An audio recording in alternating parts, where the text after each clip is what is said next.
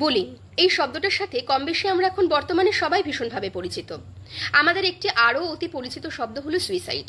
দেখবেন প্রায়ই এখন শুনতে পাওয়া যায় আমাদের চারিপাশে কেউ না কেউ কোনো না কোনো কারণে আত্মহত্যা করে ফেলছে, অথচ এর পেছনের কারণটা আলটিমেটলি কিন্তু কেউ খুঁজে পান না।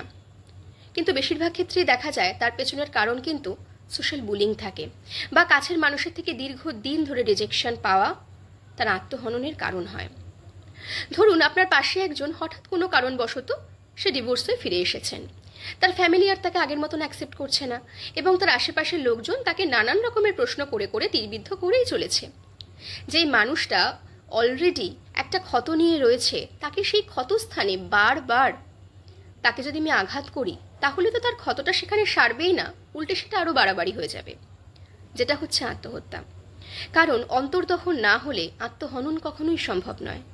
মানুষ দিনের পর দিন রিজেক্ট হতে হতে যখন দেখে তার সমস্ত ফিরে যাওয়ার রাস্তাগুলো বন্ধ হয়ে গেছে, তখনই কিন্তু সে আত্মহত্যার পথটা বেছে নেয়।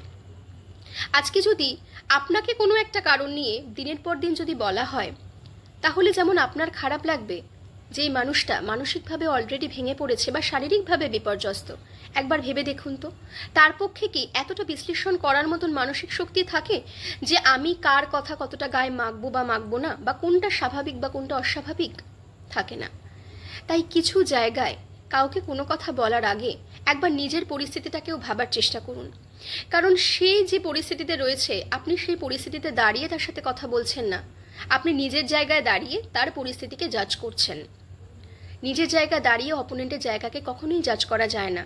তাই কাউকে কোনো কথা বলার আগে তার সম্পর্কে প্রপার ইনফরমেশন নিন। সে অলরেডি কি অবস্থায় আছে, তার আদৌ সেই মানসিক স্টেবিলিটি আছে কিনা, এই কথাগুলো নেওয়ার মতন।